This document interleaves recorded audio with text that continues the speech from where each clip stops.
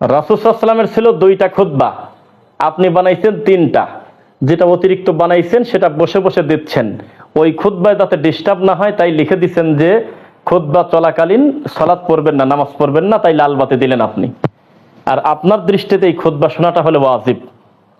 আর ডানে বামে সালাম ফেরানোর পরে বহু লোক জামাত পায় না, ওই মানুষগুলো রানিং ফরজে আছে, তখন আপনি সবার সামনে বলতেছেন যে আল্লাহুম্মা আমিন, রব্বানা যালামনা আনফুসানা ওয়া ইল্লাম তাগফির লানা ওয়া তারহামনা লানাকুনান্না মিনাল খাসিরিন, অথবা অন্য কোনো কিছু বলে আপনি মুনাজাত করতেছেন, তখন রানিং আল্লাহর ঘরে আল্লাহর বান্দা ফরজ পড়তেছে। এখন কি করবেন বলেন? এখন ডিস্টার্ব হচ্ছে না?